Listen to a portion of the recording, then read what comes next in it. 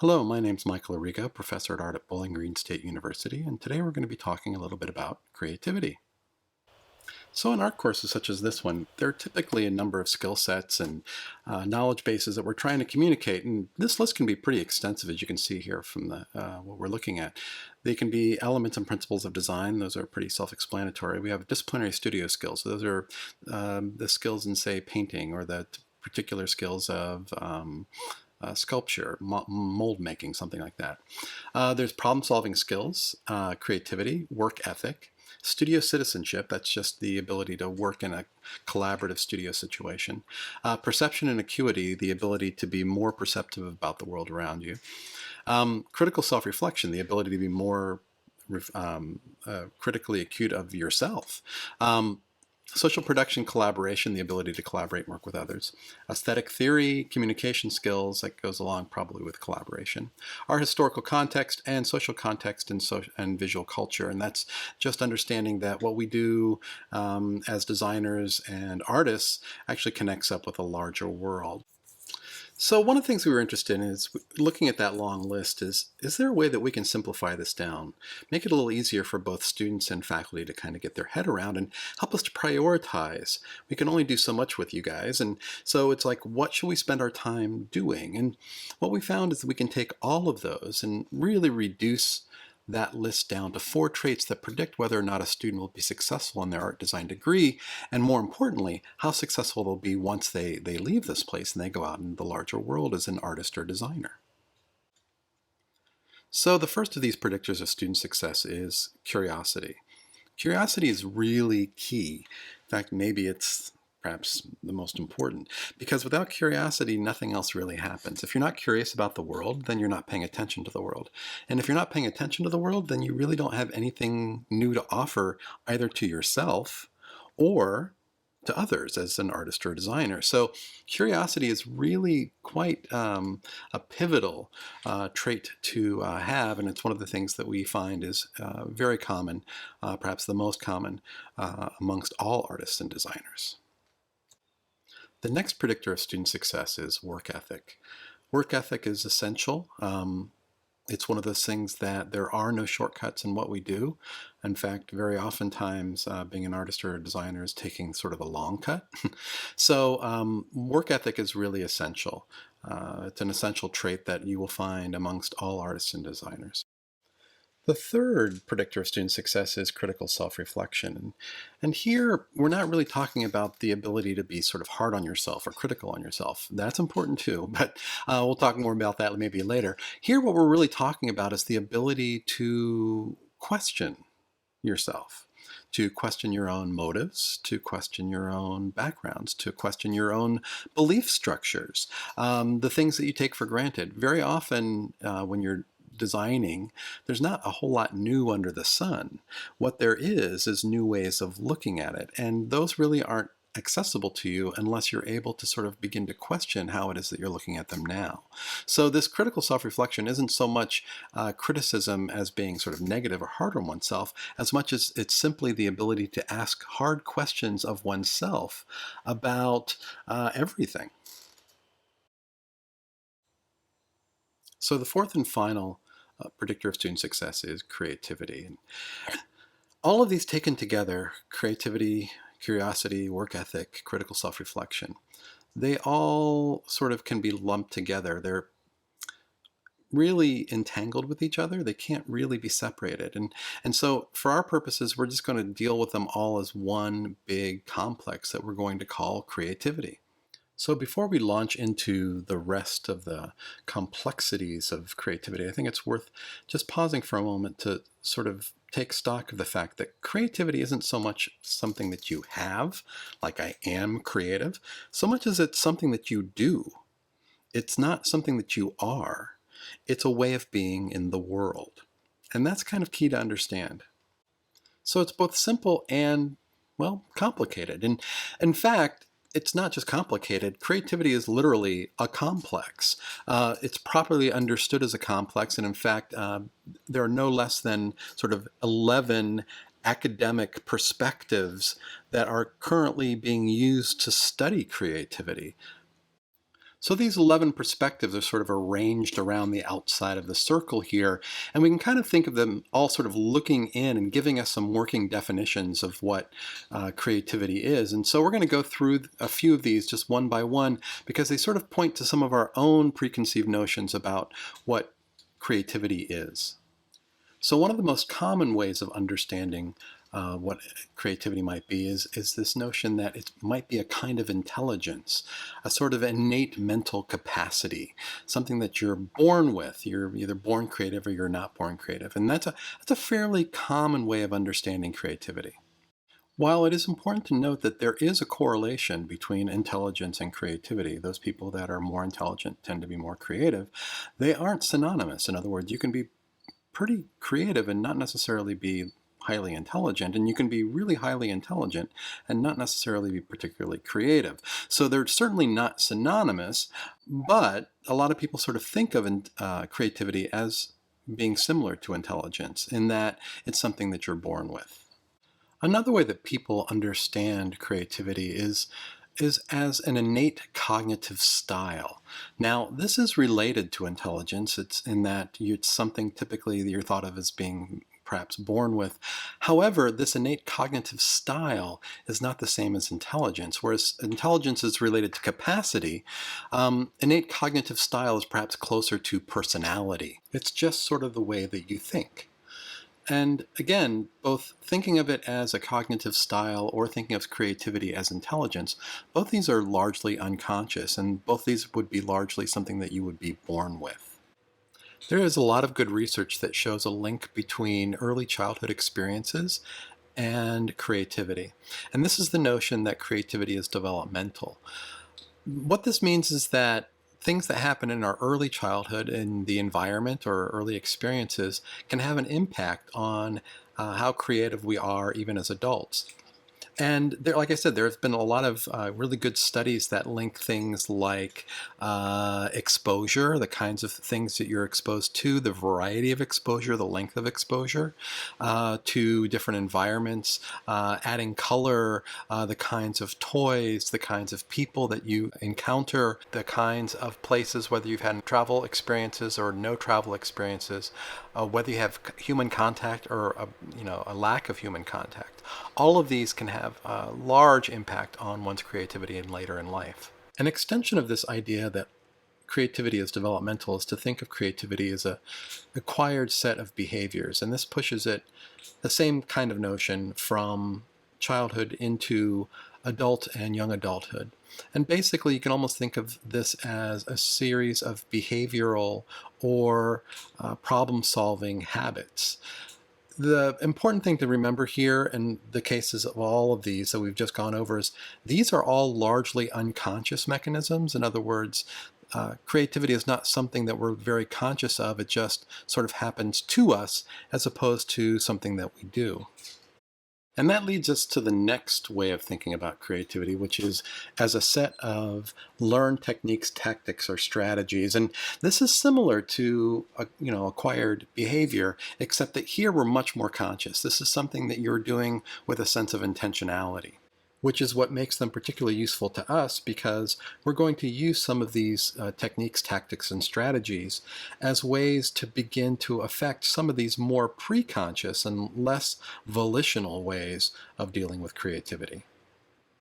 The last major way of understanding creativity that we're going to cover is the notion that creativity is adaptive. In other words, it's the product of current organizational structures and environment. And this is a really popular one these days.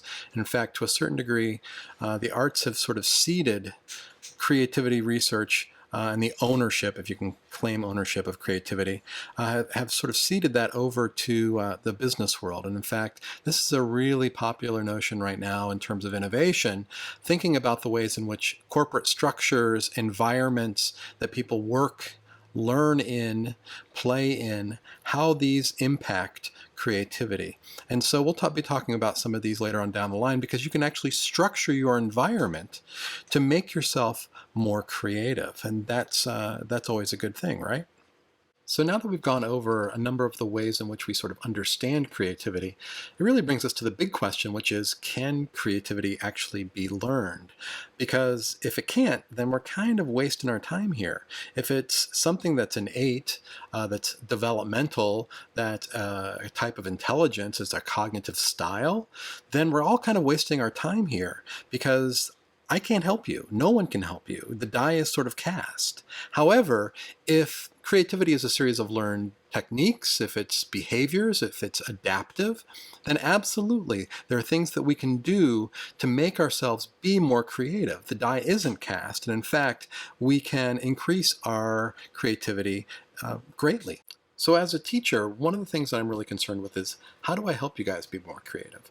And one of the ways that I can do that is to adopt a couple different approaches. And one of them is to teach cognitive strategies, which we'll be talking about a lot here in just a few moments. And the other one is to use adaptive strategies, which we're going to talk just a little bit about right now, so that when you see these in your classes, you'll kind of understand why they're there and what we do and how we do it. Now, as this slide will attest, I will provide, and you should take advantage of, a learning environment that promotes creative thinking. And so we'll be using these adaptive strategies, myself and other teachers within the School of Art.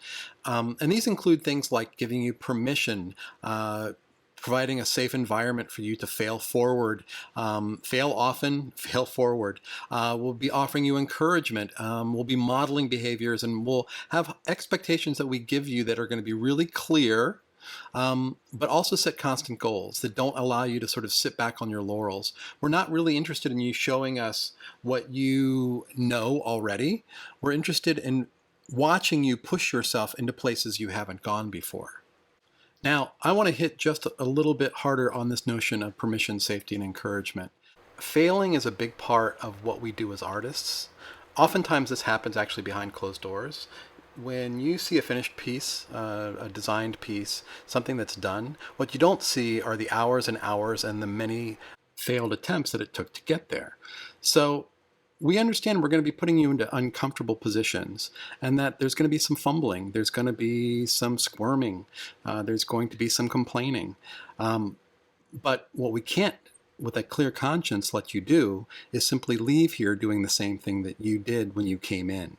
So that's why we'll be modeling, we'll be encouraging, and we'll try to be really clear with our expectations.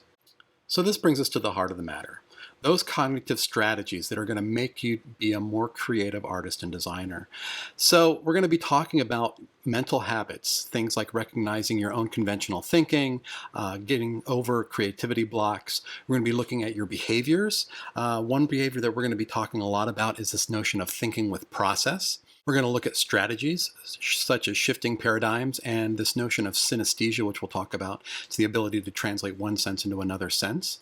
We'll also be looking at tactics such as externalizing your thinking, doing visual research, how to do role play, and something that I call X-ray vision. And then we're also going to be learning techniques such as divergent and convergent thinking. All of these things taken together are sort of you can think of them as a toolkit that you can utilize and deploy to make yourself more creative. The cool thing is that some of the things we'll be learning are things that you're going to utilize when you're not really trying to be creative. Changes that you can make, small changes, that will make a big impact on the level of creativity that you bring to everything. Okay, so the first thing we're going to talk about are mental habits. Bum-ba-dum. So the first thing that we want to talk about is the relationship between conventional thinking and age. Numerous studies over the years have established a strong correlation between age and conventional thinking. And your cohort, that's the people your age, are currently near the bottom of what's called the creativity valley or the creative valley. Your thinking tends to be highly conventional. Now, I'm not telling you that to make you feel bad. In fact, that little red dot that you're looking at there, that's basically your age if you're 19 or 20. That's your age on this creativity curve. You're basically at the nadir, statistically, of creativity. Now, the absolute bottom of the curve is actually at age 11 to 13.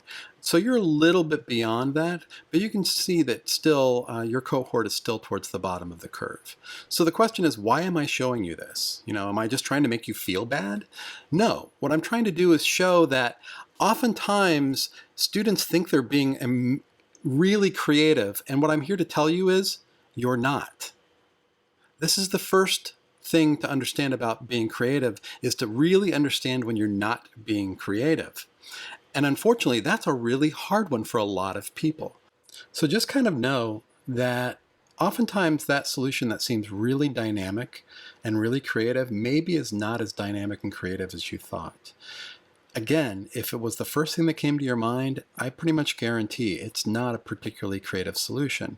So before we move on, we need to talk about two of the major contributing factors for why teenagers find themselves so low on that creativity curve. And the first one is fear of judgment of others, and this is really important. This is the greatest during the teen years, and it really curtails creativity on a whole lot of levels. And the other reason is that teenagers tend to highly overrate their own creativity, largely because that you've been marketed to in such a way that you believe that you're incredibly independent thinkers and independent people, when in fact that's all marketing hype to get you to buy and act in very similar ways. And so I'm sure you have bucked that curve, but your cohort, however, have not. So statistically, I know that the vast majority of the people in this room will not be coming up with particularly creative solutions on that first try. Now, I'm not saying this to scare you or to make you feel bad. In fact, one of the things that we have to keep in mind, I think we have to temper what I'm talking about here by saying that to a certain degree, you guys have already skewered the sample. In other words, that these were randomized and that you guys have already sort of self-selected as art students, so that the results we're talking about here are not going to be as predictive maybe of the people that are taking art classes as maybe sort of a broader general population. Also, of course, there are individual variations and your results may vary. You might be an incredibly creative person, but just kind of know, I think sometimes knowing is half the battle. And if you sort of know that perhaps that really creative idea that I just came up with maybe isn't as creative as I first thought, will force you to look at that idea a little bit harder. You might see that in fact it's not as creative as you thought it was. So this is not meant to impugn your creativity. Rather, it's meant to challenge you and to act as a check. Suspecting that your thinking is not as original as it may at first seem is your key to unlocking your creativity.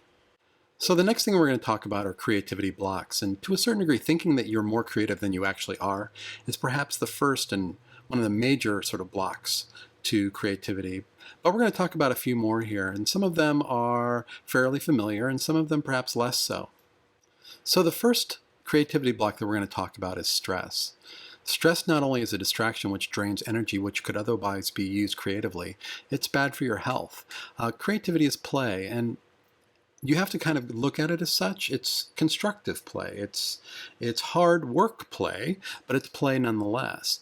The moment that you start to get really stressed out about it, the harder it becomes. Now, this is a good place to talk a little bit about sort of that procrastination stress. I can't tell you, I have 3 or 4 students every year that say, I do my best work in the 11th hour right before something's due. And I say to them, yeah, I don't doubt that, but it's not because that stress is making you more creative. What happened is that you finally got up off your bum and you're doing stuff. And in doing stuff, you actually are much more creative than actually sitting around and doing nothing or just worrying. So it's not the stress that's making you creative. It's the fact that you got up and you did stuff. Generally, you want to avoid putting yourself under a ton of stress when it comes to working on your projects.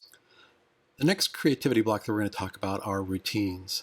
Routines are set ways of performing tasks, and they all have their uses, but they can inhibit the range of responses available and can lead to the development of what's sometimes called the bureaucratic mind. Most people these days are familiar with the Albert Einstein quote that goes something along the lines of, what is the definition of insanity?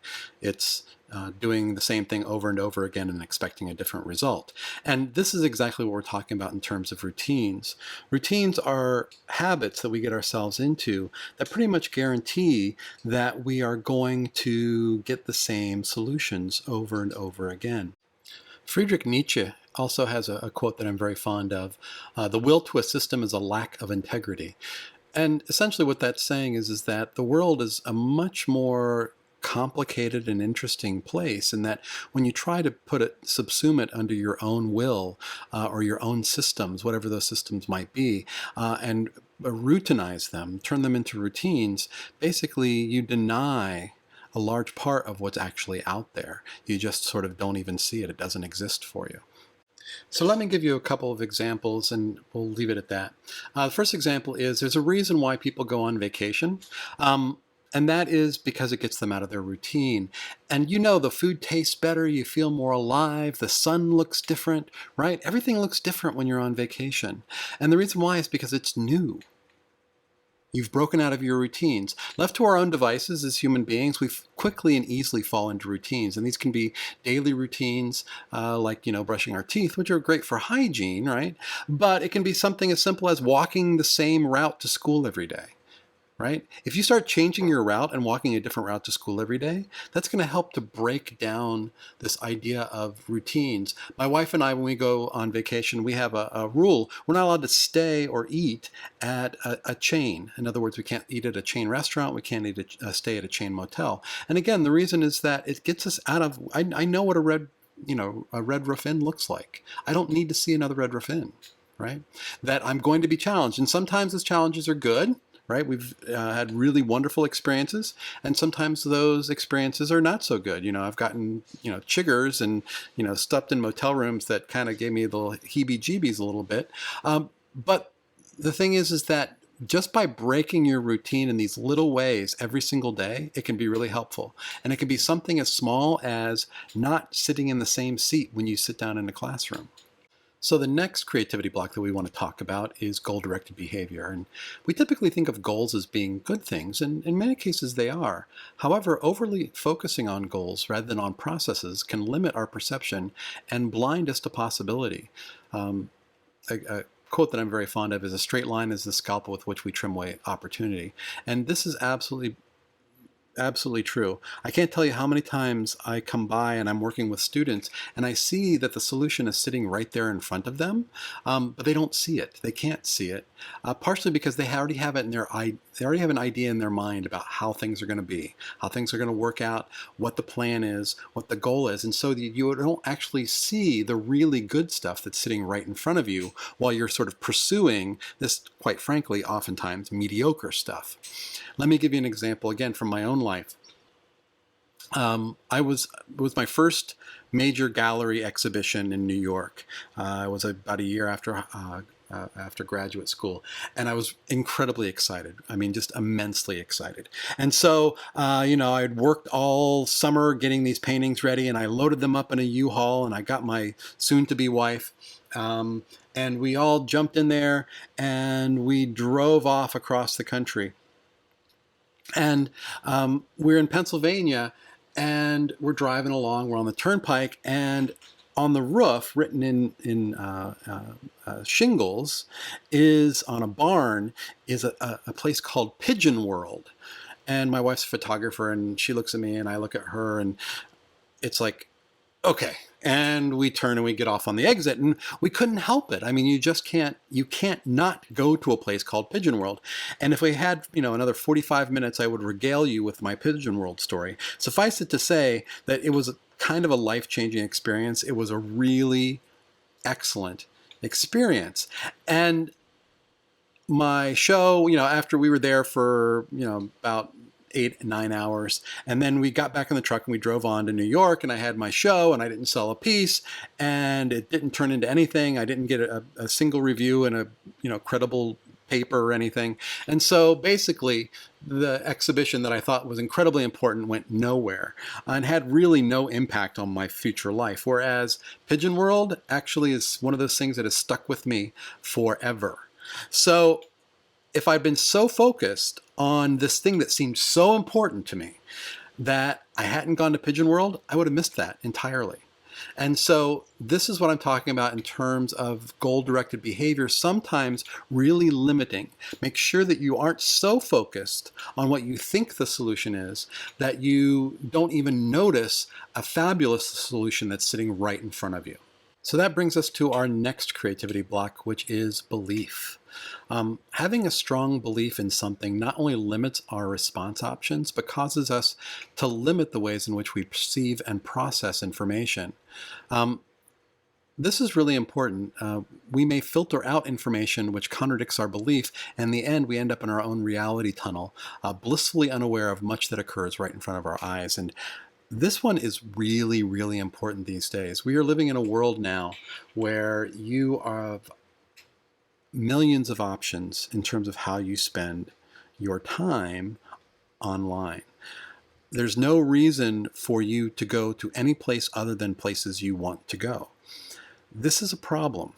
Why is it a problem? Because essentially you end up in your own reality bubble. You surround yourself with people and things, right, that you think, that you believe are important. And by the way, here we're talking about beliefs. These can be religious beliefs, these can be political beliefs, they can be moral beliefs, they can simply be beliefs in the ways in which the world works. In fact, one of the things that you'll probably talk about later on in the semester is the fact that your beliefs are largely aesthetic. In other words, you believe what you believe because it helps you, because it makes sense to the ways in which you believe that the world actually works.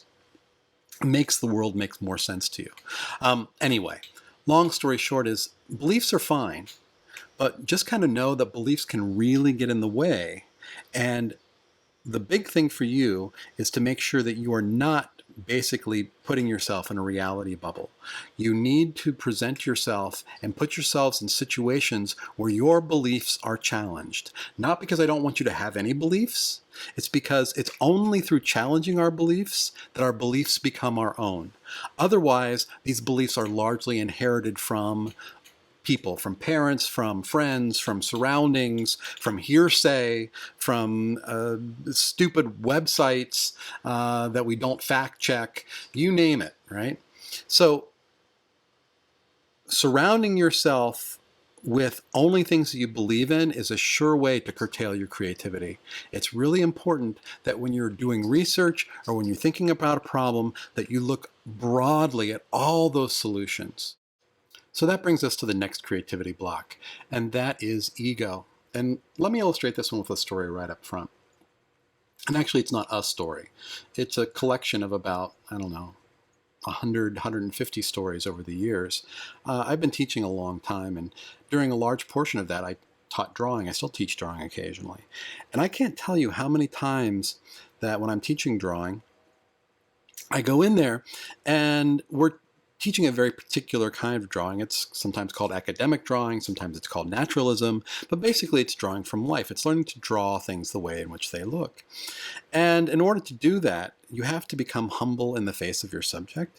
In other words, you need to study that thing, you need to move like that thing, you need to think like that thing.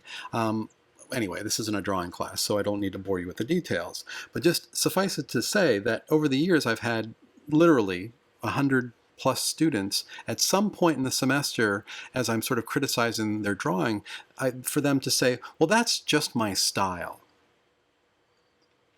I'm going to pause here for a moment, because essentially what they're saying is that my slant on it, the way in which I draw it, is more important than the thing that I'm actually drawing. Now, I'm not trying to say that don't have a style. What I'm saying is that you have to earn the right to have a style. And what that means essentially, and all that means, is that style is what's left when you try to change everything you possibly can change. Whatever still sticks is your style. Everything else is mannerism, right? So it's really important to be humble in the face of your subject. Otherwise, all you're doing is creating a reality tunnel. And generally speaking, you're not that interesting. I'm not that interesting. I certainly don't trust that just simply because I think something, that it's important or that it's right. That you have to get beyond yourself, beyond your subjectivity. There are lots of reasons to make work. Because I like it is a great one. If you're a hobbyist. If you're doing it and you're doing it to make yourself feel good or to have a good time, fabulous. Just don't make me look at it. Don't impose it necessarily on the world. So you need to get past yourself a little bit. Trust me, you're still going to be there. You're still going to be in it, right? But you need to learn to get past your preconceived notions about what you think works and what you think is right, and explore, especially at this point in your career.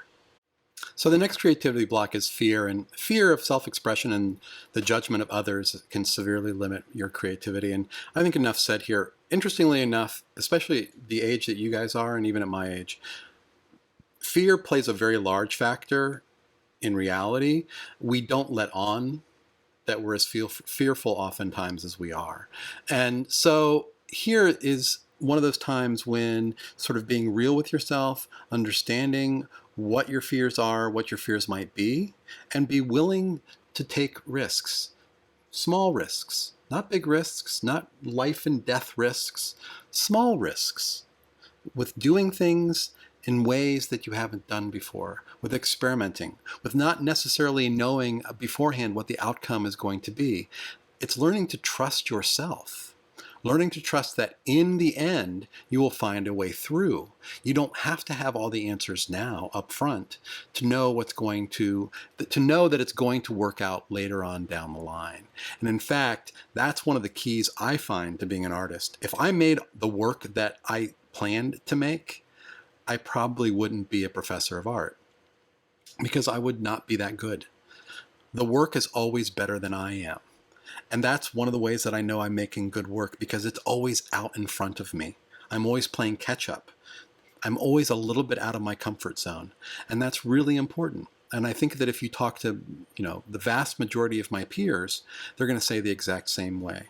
That once you fall into your comfort zone and you are solidly in the comfort zone, that's probably when you're not making your best work.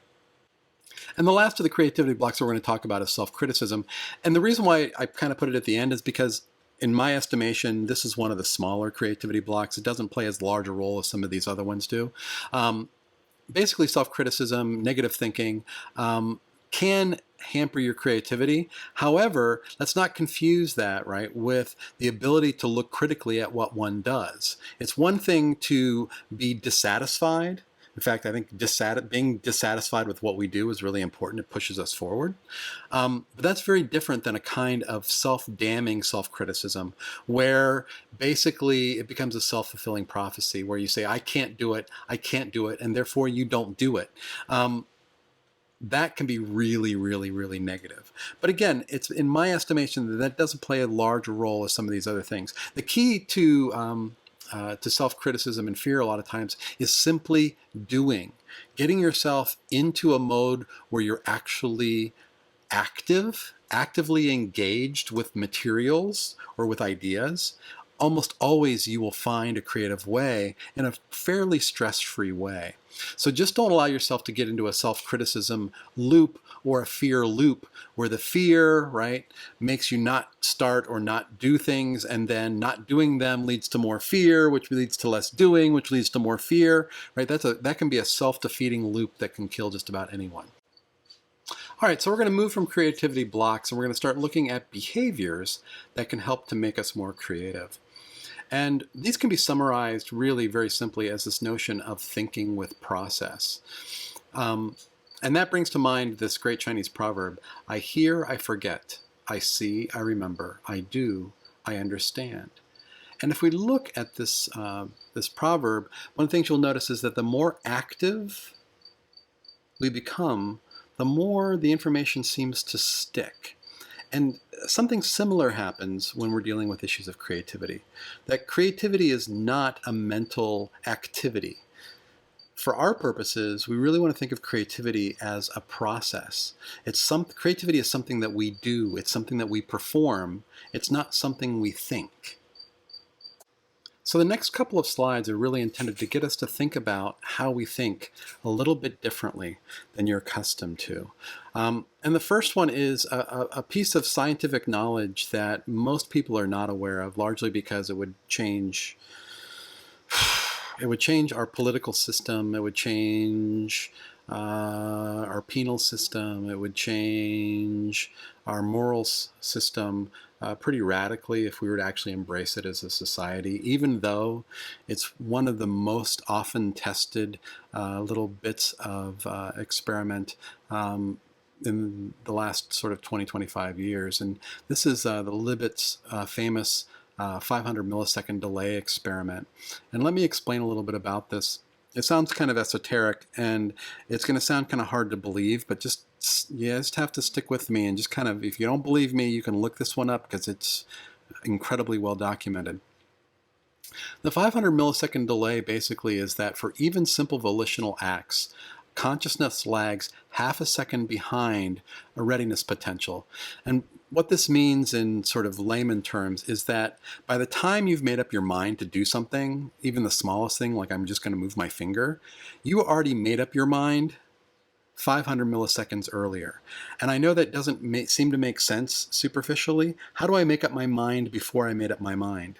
Essentially, that thing that you understand as you, right, that sort of self-consciousness, that self-awareness, that's lagging about 500 milliseconds behind the real you.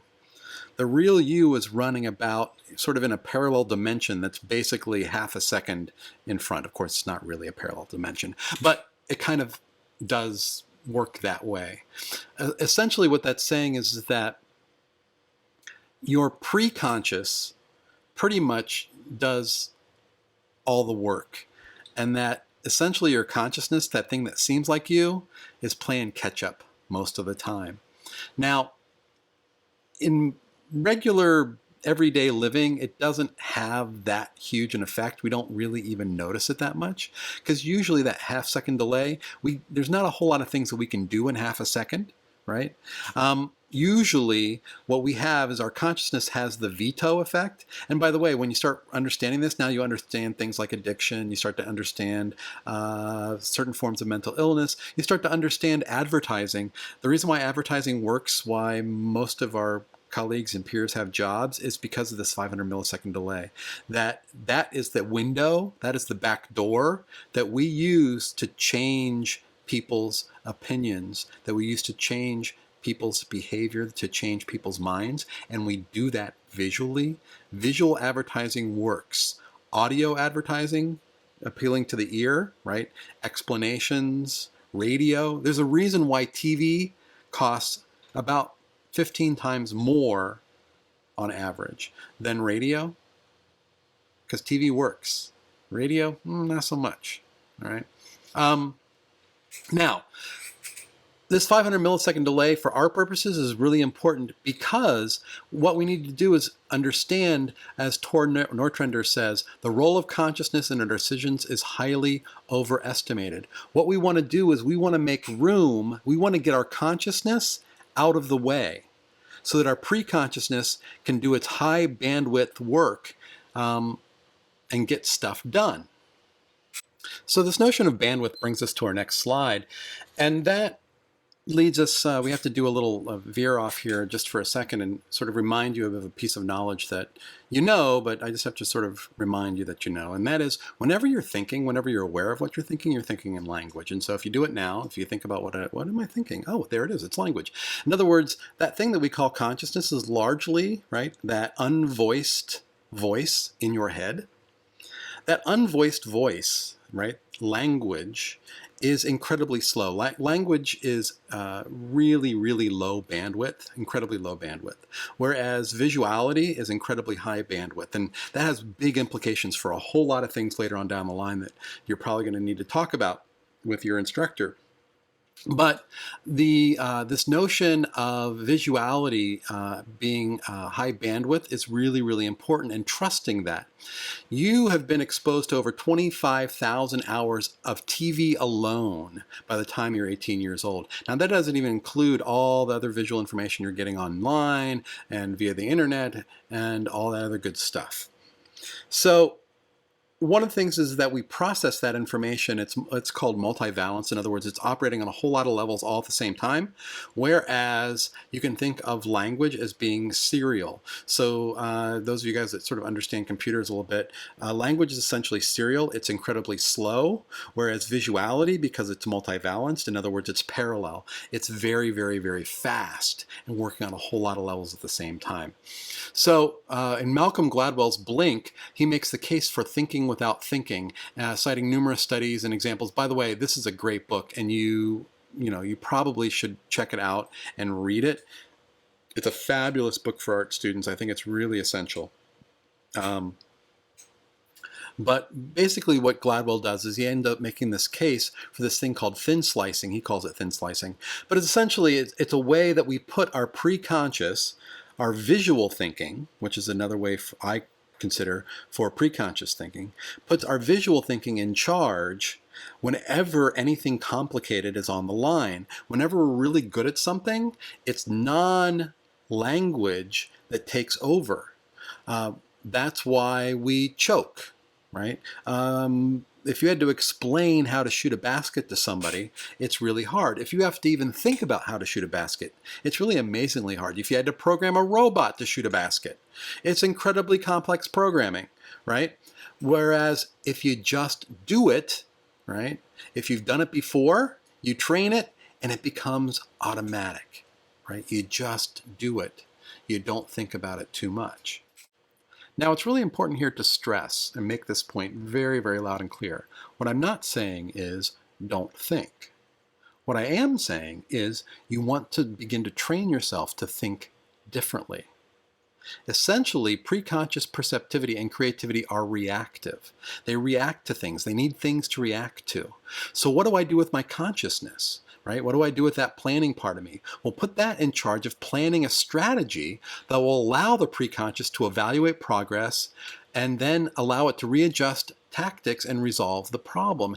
And that's the role of that sort of normal problem solving that we typically think of when we're actually trying to solve problems. When we're creatively trying to solve problems, what we're really trying to do is create situations, right? Create workflows, create processes that ensure that we're going to be creative. This is really, really different way of thinking. Because what we're not trying to do is plan the outcome. We're not trying to say, this is what I'm going to make. Because essentially when you do that, what you're doing is you're trying to understand what the outcome is or pre-plan the outcome before you've even explored the problem. So how can you do that? That doesn't work. That's a absolute guarantee of not having a creative solution. What you need to do is put consciousness in charge of planning a strategy that doesn't presume to know exactly what that solution is going to be, but sets up parameters that basically ensure that you're going to come up with a really great solution. That is a very different way of planning than trying to plan what the solution is. So what we're doing essentially is redefining what thinking and what creativity actually is. Rather than being an act of mentation, in other words, cognition or thought, what it really is a process of interaction. It's a process of interaction. And this is really, really important. And so what you figure out or what you plan is, what's the process? How do I design a process that ensures me a solution that I'm looking for? So for our purposes, this notion of preconscious thinking, visual thinking, and thinking with process, they're pretty much all exactly the same thing. That they're all sort of utilizing that non-linguistic problem-solving part of our brain that is high bandwidth, that is really, really savvy, really understands things very quickly, gets a really good grasp of them. And we're trying to give it a much more dynamic and active role in how it is that we make work. Here's the takeaway. In terms of creativity, we want to think with process. And there are a couple of really simple things that we can do here. When in doubt, do something. Here the stress is on the doing. not the thinking, on the doing. Don't sit there and tap your pencil on your forehead or even making sketches. I don't even consider really making sketches doing. When in doubt, do something physical. Set up a process where you can interact with the problem in a dynamic, kinesthetic, visual way. The point here is not to think less, but rather to think differently. Avoid a plan and execute division process, and sometimes I call it draw and color. Remember when you did coloring books when you were a kid, right? You outlined to keep yourself inside of the line, so you outline the shape and then you would color it in all in one direction if you were a good kid, right? Essentially what we want to do for creativity is we want to avoid that sort of plan and execute or draw and color approach. What we want to do is not have that sort of strict division of process, that the process is the thinking, right? The process isn't the thing we do after we do the thinking. The process is the thinking. Another way to sort of say this or think about it is the journey is the destination. In other words, we don't want to be so focused on that destination. We were talking about that earlier, right? That we don't see the journey in front of us. We don't pay attention to the journey. Interestingly enough, if the journey is too smooth, or in sort of technical terms, sometimes they call it frictionless. For creativity, frictionless is really, really bad. Because frictionless equals invisibility. If something's frictionless, then we don't pay attention to it. And when we're trying to be creative, we want to pay attention. We want problems in our process are good things, because that's where the good stuff happens. In the same way that if you have a vacation where nothing goes wrong, I feel bad for you because you have no stories.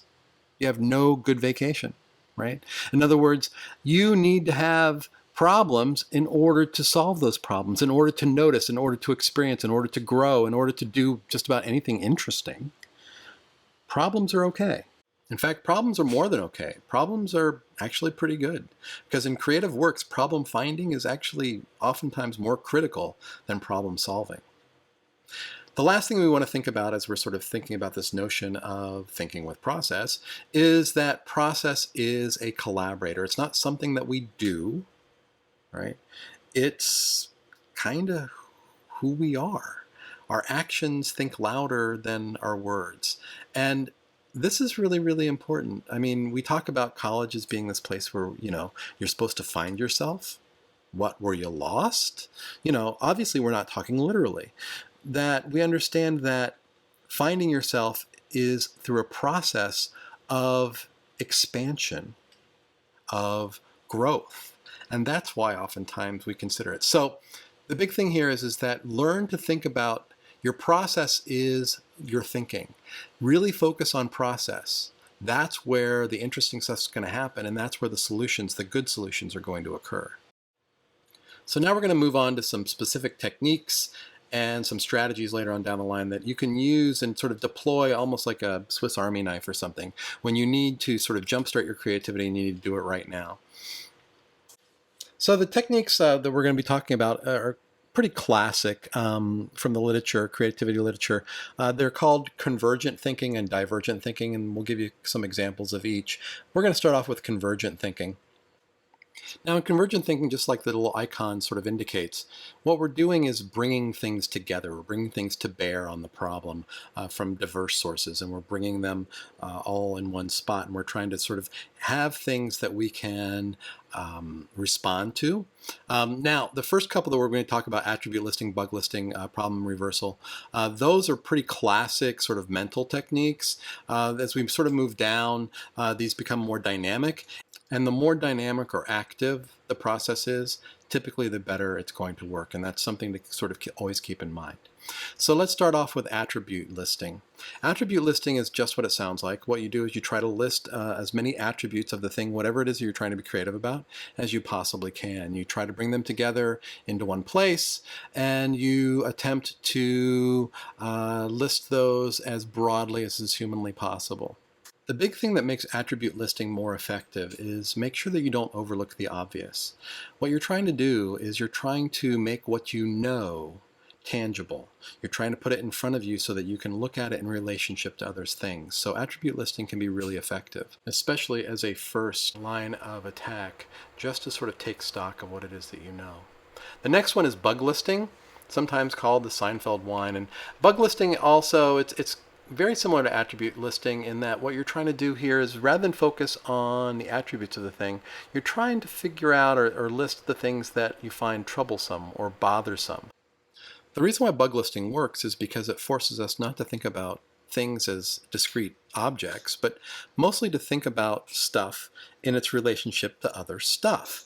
In other words, processes, outcomes, relationships, functional relationships of some sort, or in this case, dysfunctional relationships. So bug listing can be very helpful to give us a sort of fresh perspective on what it is that we're looking at. And this idea of perspective is pretty common to almost all of the convergent thinking things that we're going to look at. This is especially true of this notion of problem reversal. Problem reversal basically is having us sort of stand the problem on its head. We're trying to really think about it in completely opposite terms. And again, it's just a way of sort of looking at the relationships in new and fresh ways. So a sort of classic example would be from the business world. I run a call center. I want the experiences that customers have to be more positive. So rather than sitting together, gathering all my employees and getting them and sitting them down and saying, okay, guys, I want you to think about, let's brainstorm about how we can make a more positive customer relationship. What you do is you stand that completely on its head. And what you say is, okay, guys, what I want you to do is I want you to try to think of a way. What could you say to somebody on the other end of the phone that would want to make them sort of reach through that phone and strangle you? In other words, what are the things that we could do that would really piss off the people on the other end? And what you find is that when you reverse the problem like that, right, you end up with a completely different set of answers, obviously. But then when you reverse those back around, what you find is that you end up with very different answers than you would end up with is if you asked them all to sort of give you these sort of pat and rote answers about how do we make our customers feel, better, or how do we generate better customer relationships. So, and again, to get back to our example, when you ask people what they thought they would do to make customer relationships better, what they typically said as the number one answer would be, well, I solved their problem. Interestingly enough, when you turn the thing around and then reverse it on the other side, what you find out what's really important is that customers feel like they've been heard. Not that you've solved the problem. Customers can live with the fact that you didn't solve their problem. What they can't live with is the fact that you didn't hear their problem and truly listen and feel some sympathy for them. And speaking of sympathy, the next one is this thing called force field analysis. And the reason why I sort of bring up the word sympathy is because I am sympathetic to the fact that this is perhaps the one convergent thinking technique that most students find a little bit confusing. So if you find this one not helpful, don't use it. However, what I find is when people really kind of grasp it, this is actually one of the most powerful convergent thinking techniques that you can use to really change your way of looking at problems. So a force field analysis sounds like something from Star Trek, but really what it is it asks us to imagine objects, things, as intersections or nodes, intersections on of forces in a field of forces. In other words, again, we're looking at sort of connections, the way in which things are linked together, and those structural relationships between them. In fact, this is a structural technique. This is perhaps best understood through an example. So let me think of something really dumb, like a chair, for instance. So we think we understand chairs, and chairs seem pretty straightforward and simple, but in the real world, there's no such thing as a chair. It's always this chair. In other words, chair is an abstraction. This chair, whatever chair I happen to be showing or pointing or indicating towards, that chair always has specific characteristics, and those characteristics are shaped largely by the forces that act upon it and the fields that it moves in. So one of the characteristics of, say, your typical school chair is that it can't be too comfortable and it can't be too uncomfortable. If it's too comfortable, then learning doesn't occur. People fall asleep, they get lazy.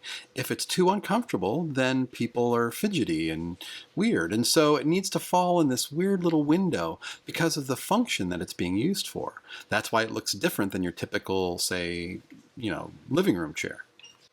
A school chair is also going to look different than our living room chair, largely because of economic forces. And these economic forces can play themselves out on several different fields, from labor to, say, marketing. So if you're marketing a chair, a living room chair, those can be more costly per chair. You can use more costly materials because you're only going to buy 2 or 3 of those.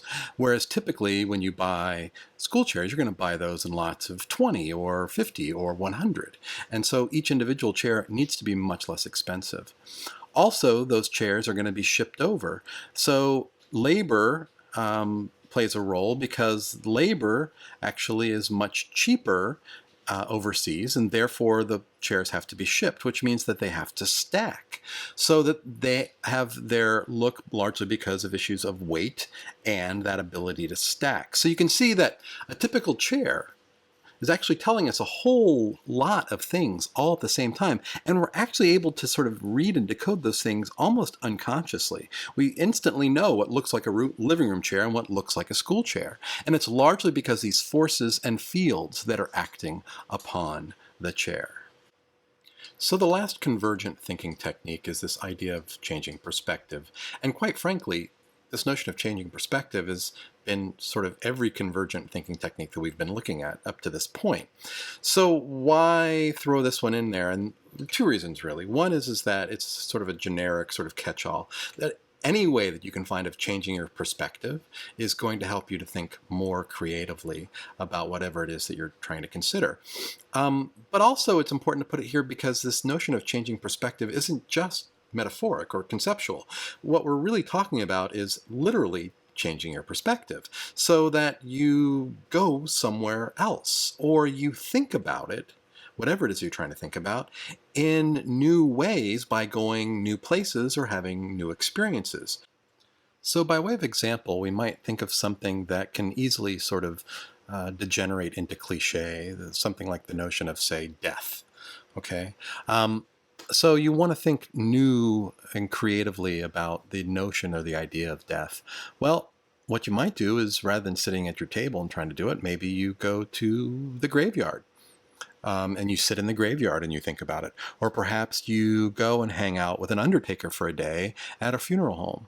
Or perhaps you go to the beach and you have somebody sort of bury you all the way up to your neck and throw a towel over your head, and you lay there for an hour and then try to think of new ways of experiencing or thinking about death.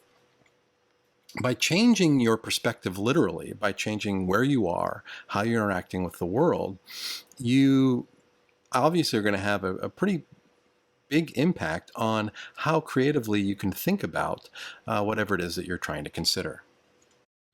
So what we're going to consider now is divergent thinking. And if we look at the icon there, you'll notice that the arrows are pointed away from the head. Now, if you recall, with convergent thinking, the arrows are pointed towards the head, and that's because we were bringing things to bear. We're sort of assembling everything in one place. With divergent thinking, what we're trying to do is push out, broaden the scope of what it is that we're going to bring into the problem. So let's look at the first form of divergent thinking, and that is lateral thinking. Lateral thinking is perhaps best understood as looking at ancillary problems, problems that are related, that are contained within the larger problem, but not trying to sort of go head on at the problem. So perhaps a good way to understand this is through an example, and this example comes from Shane Snow. Let's pretend that we're trapped in a magical room with only 2 exits. Through the first exit is a room made from a giant magnifying glass, as weird as that might sound, and the blazing sun is going to fry you to death. And then through the second door is a room with a fire-breathing dragon. So the question is, which door do you go through? Well, the answer, if you think about it, is the first door. You simply wait until the sun goes down. Now, that's a pretty elegant solution to the problem, but it's not a solution that you're going to come to if you tackle that problem head on. You have to sort of begin to think about, well, what do we know about dragons and what do we know about suns? And through looking at these sort of ancillary problems, suddenly the solution to the larger problem becomes very clear indeed. So the next divergent thinking technique that we're going to think about is associative thinking. Associative thinking is just what it sounds like. We're bringing in associations that we have to whatever it is that we're trying to consider. So if we think of an example here, let's just think about something like dogs and cats. With dogs and cats, one of the things that we would find if we do an associative thinking technique would be that dog is gendered male and cat is gendered female. And we can look at associations like cat fight. We can look at associations like cat lady. These kinds of broader cultural associations, there's no such thing as a dog woman or a dog lady. There's no such thing as well, there is such a thing as a dog fight, but that's a very different thing than a cat fight. We could go on and on and on. We could spend 20 minutes on this thing and we would, at the end of it, come right back to what I was talking about, the fact that we all know that dog is gendered male and cat is gendered female. Now, when I say that we all know that, what's important to realize here is that there's a kind of odd relationship to reality. We know that there are male dogs and there are female dogs. There are female cats and there are male cats. But within the imagination, the cultural imagination, dogs are gendered male and cats are gendered female. So there's a couple things to remember here. One, we're dealing with associations. We're not dealing with reality necessarily. We're dealing with a cultural reality. We're dealing with the relationships within the broader culture. And these have, like I said, a very tangential relationship to the given facts of the world sometimes. The other thing with associative thinking is that there's two kinds of associations. There are cultural associations and there are personal associations. Cultural associations are just that. These are associations within the broader culture. There are also personal associations. So maybe you had a cat and your cat behaves more like a dog. And so you associate cats with loyalty because you had a very loyal and faithful cat growing up. Well, that's all well and good, but you need to understand or realize that that's a personal association that isn't necessarily going to translate directly into something that other people are going to understand if you use it in your art or design piece. So understanding the relationship between personal associations and cultural associations is really, really important and not getting tripped up. It doesn't mean that you can't use personal associations. It does mean, however, that you need to understand that they are unique, perhaps to your situation, and that if you're going to make them translate, you're going to have to do something to allow them to speak to the broader culture as opposed to just sort of coming out of your personal subjective experience. One last point about associative thinking before we move on, and that is associative thinking is perhaps the technique that we've been talking about that most closely resembles the way in which our brains work most of the time. I can't overestimate the importance of associative thinking and of learning how to begin to structure that associative thinking in such a ways that you can begin to harness it, because that will become one of the most powerful techniques that you use in terms of being creative. That brings us to our third divergent thinking technique, which is bisociation. And bisociation is a very specific kind of associative thinking technique that involves trying to force a situation where we bring new things into conjunction where we wouldn't otherwise. So the bisociative technique is based upon Arthur Koestler's bisociation theory, which we don't have time to go into right now, but if you're interested, you can look it up. That's Arthur Koestler, Koestler. The technique really involves making two lists, and the first list is the attribute list from, remember when we were doing the convergent thinking techniques, it's the attribute list of whatever it is that you're trying to be creative about. So that's usually the first list that you make. The next list that you make, you kind of put in a column right next to the first list, and that can be anything. Doesn't matter. It can be as long as it doesn't have anything to do with the first list. And that's what's really key here. It can't have anything to do with it, because what we're trying to do is force an analogy. We're trying to bring two things together that don't belong together. So again, perhaps this is best understood by way of an example. So what we'll try to do is use the biassociative process to think creatively about inventing a new way of thinking about, a coffee mug in this case. So if we put on the first one, we're going to want to put our attribute lists. And so all coffee mugs have a handle or grip of some sort. They have a lip or a spout, some way of getting the coffee out. They have a base. They have insulation in many cases. All of them are going to have some sort of a shape or a form. They're all going to be made out of something. In most cases, most standard cases, that's going to be plastic or ceramic or stainless steel. And then there's this construction technique, how it's actually manufactured or made. And again, that's usually one of a couple ways. It's either cast or it could be thrown. But there's all kinds of ways in which you could choose to make something. So construction is another thing that they're all going to have in common. So that's an attribute list. That's what we start with. That's what we want to know.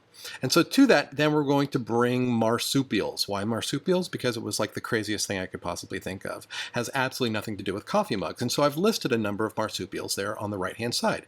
We have kangaroo, we have wallaby, koala, wombat, possum, phalanger, which is a type of flying squirrel, and Tasmanian devil. Now, obviously, these have nothing to do with coffee mugs, and that's the point. We're trying to be creative about how we're thinking about coffee mugs, so we bring something to it that has absolutely nothing to do with it. So how do we use these two lists in practice? Well, what we do is we start on the left-hand side with the attribute list. So we'll start with handle or grip at the top. And what we do is we bring to it then things from the other list, in this case the marsupial list. So we think of handle and grip, and then we try to bring kangaroo to it.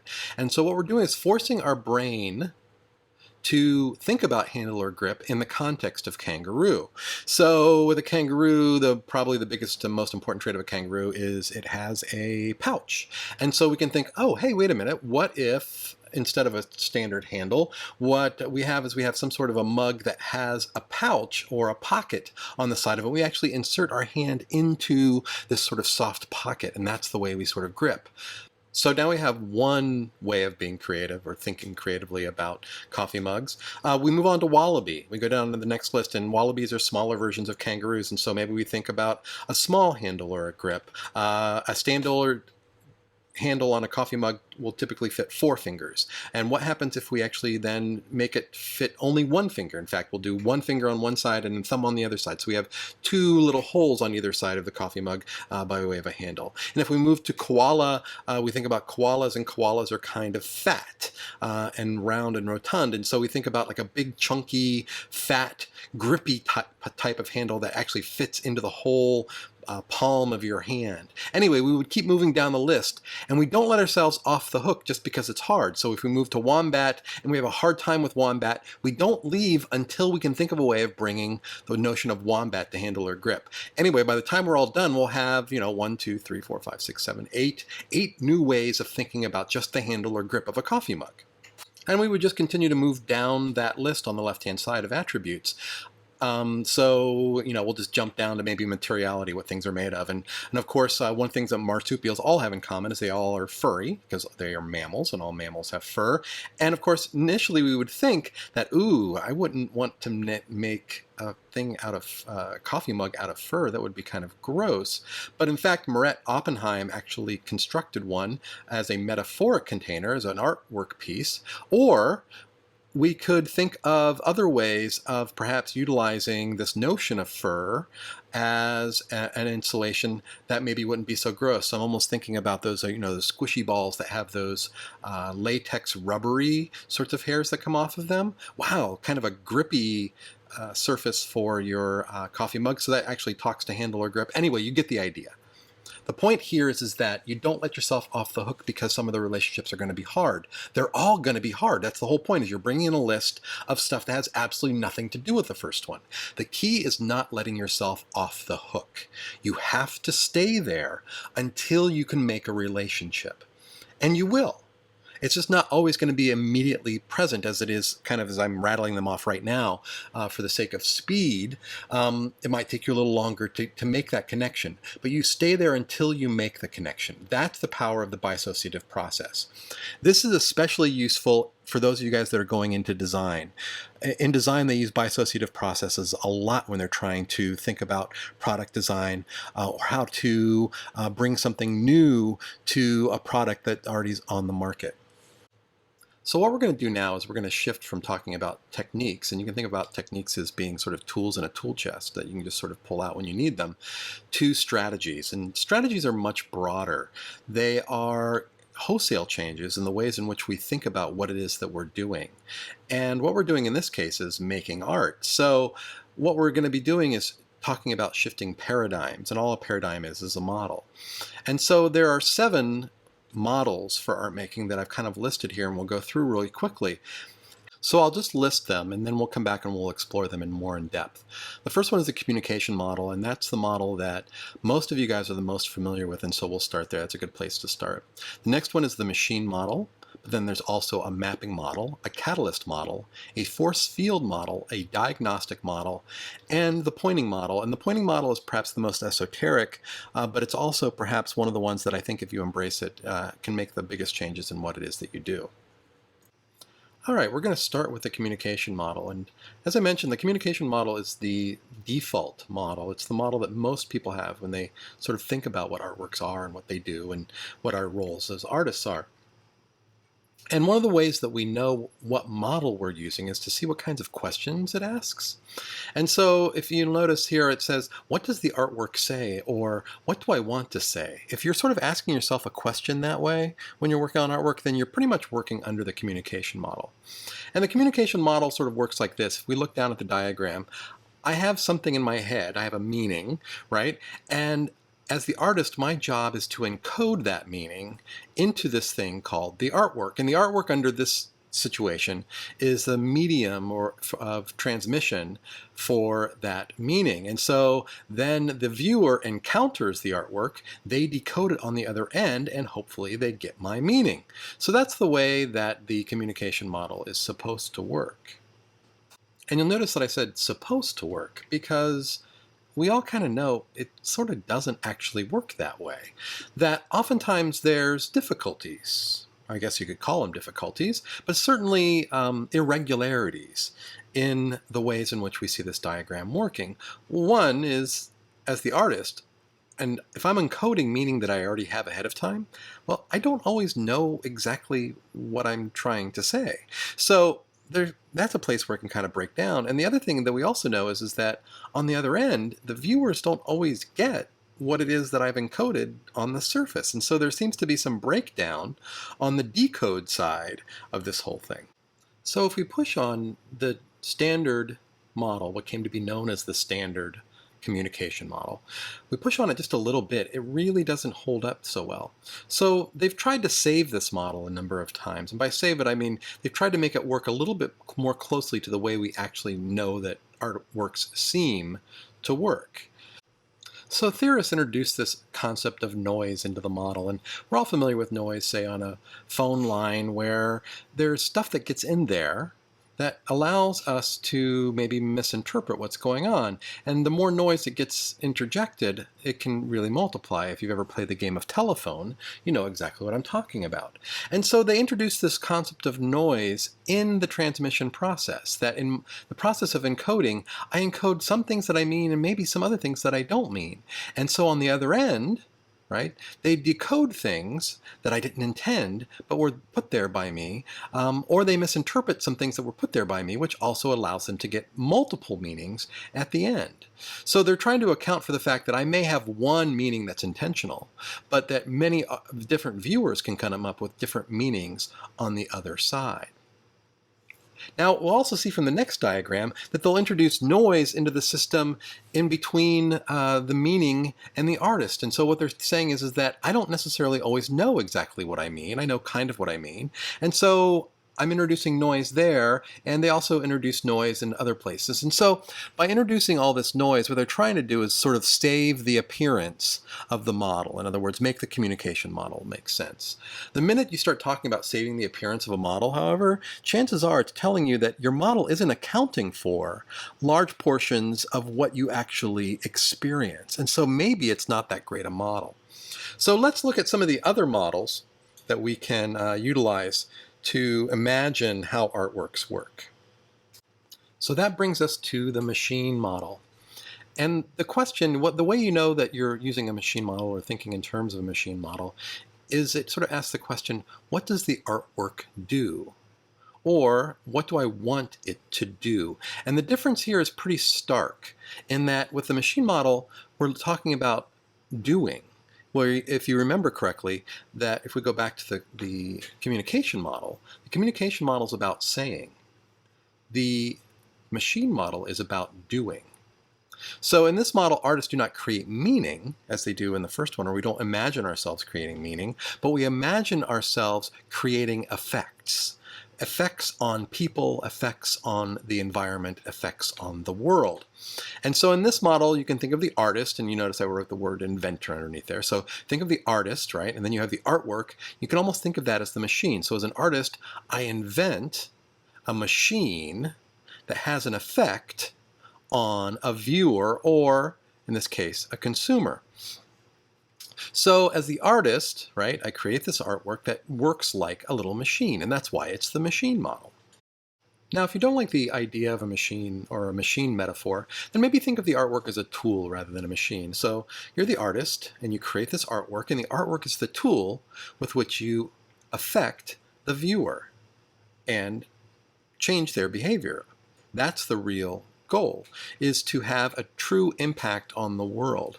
Now, that's very different than trying to communicate something. This particular model is especially useful for those people that are going into the applied arts. So design, graphic design, things like that. And the reason why is because, to be honest, in most cases when you're dealing with design, almost always you have a very concrete goal that you're trying to reach. In other words, you know what kind of impact you want to have. And so you work backwards from that impact to how it is that you create that impact. And that's the way you sort of work the design. In fact, it's called backwards design, which is a really popular way of working. And so you work backwards from the impact that you want to have. The thing is we see in the last, especially say 10, 15 years, that this model has become much more explicit in the fine art world also. That the fine art world has become much more focused on concrete worldly impact, not just on communicating meaning. This is perhaps the most useful metaphor, I think, especially for students to sort of think about. Because oftentimes, under the communication model, we get all tied up in knots about what it is that I'm trying to say. What am I trying to communicate? What is this piece? I think it's much easier to think about what sort of impact am I trying to have? And to begin to design working back from those impacts. So the machine model is a really, really useful model, especially for students, also especially for those people that are going into design. But it's also if you find yourself really stymied by thinking along the lines in the communication model about what it is that I'm trying to say or what I'm trying to communicate, the machine model is a great way to get unstuck and to move forward. Another model that's really great when you're sort of stuck under the communication model and you can't move forward is a mapping model. And a mapping model is really focused on using this notion of a map as a metaphor. And so with a map, we're looking at relationships, and maps show us relationships. And so that brings us to the questions. And we know that we're using a mapping model when we think about what relationships does the artwork show? Or what do I want to show as an artist? What am I trying to show people? All right. Now, if we look at the diagram below, you'll see that when we're dealing with a mapping model, then we sort of label things differently. So rather than having meaning, right, something that I'm trying to communicate, I want to think about what territory or terrain am I trying to map? So that territory terrain doesn't have to be literal. In other words, it can be the education system in the United States, or I want to show the impact of dung beetles on African ecology. Or it could be something like manga, which is fairly big territory. The big thing here is that anything can be a territory. Anything can be a terrain. Now, once I have determined what my terrain is going to be, I have to think about what are my modes of investigation. So again, if we go back to this metaphor of a map making, how do I explore the territory? Do I explore the territory from the air? Do I walk it? Do I hitch rides across the territory? In other words, how is it that I explore it? Another way to sort of think about it is, what are the tools that I'm going to use to investigate that territory? So those are the kinds of questions. As you can see here, basically the mapping model asks really important questions like, what is the territory? How do I know what to look for? What are the landmarks? How are those landmarks related to each other? All these things are really important in a mapping model.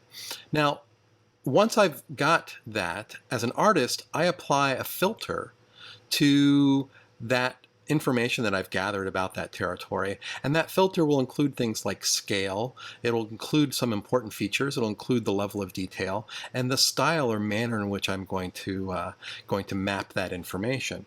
I need to think about what style of representation is appropriate and what level of detail or resolution am I going to use. And of course, one thing we find on just about every map is, have I provided a key? Is there a key in the artwork itself that I've provided to help people understand what it is that they're looking at, how the map is to be read? Now, I keep saying maps, but I want to be really clear that what we're really talking about is data visualization. Anything can be essentially a map. So this is literally a map of from a video game. But I was really struck at how much this actually looks like a QR code. And QR codes are essentially maps.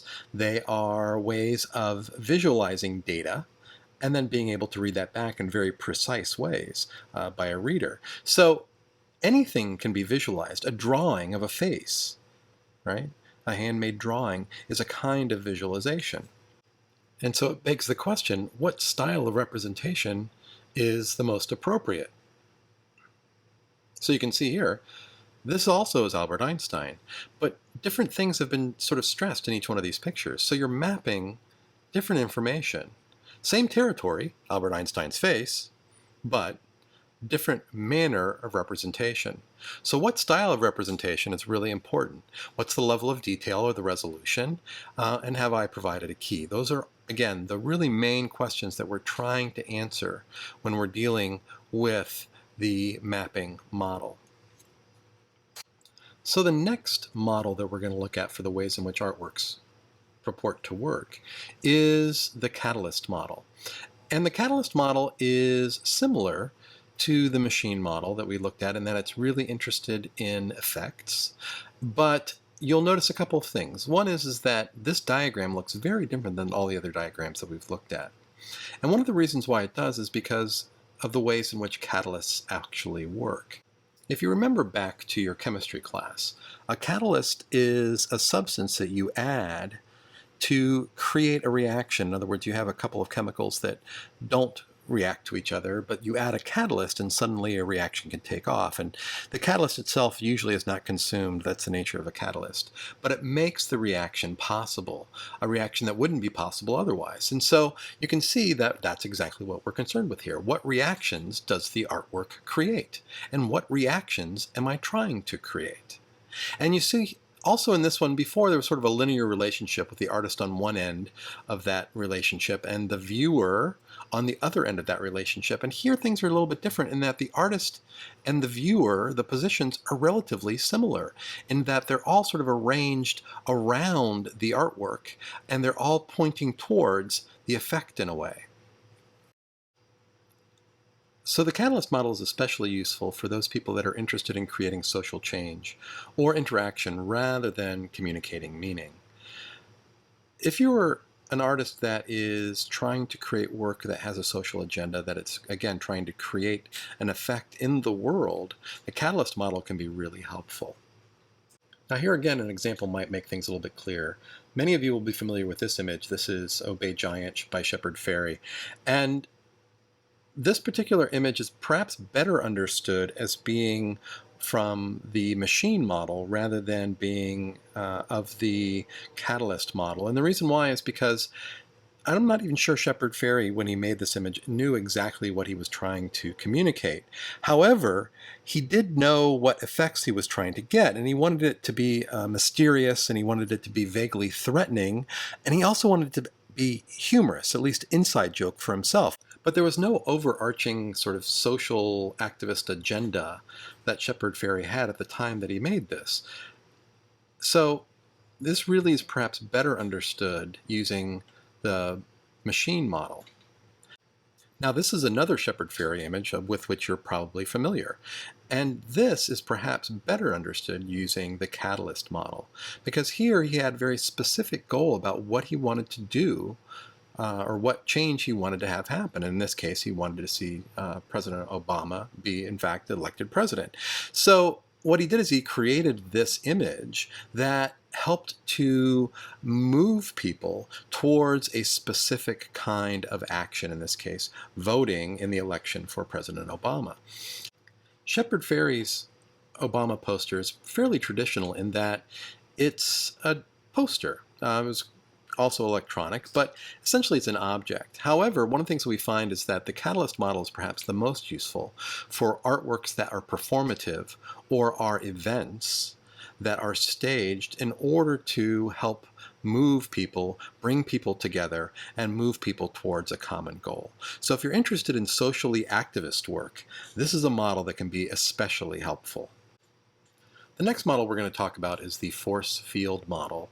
And the force field model can be thought of as a sort of special case of the mapping model. So we're going to kind of go through this a little quickly because many people find it to be perhaps the least helpful of all the models. But I think it's still useful to have it in mind, and especially for contemporary work that is research-based, the force field model can be very helpful.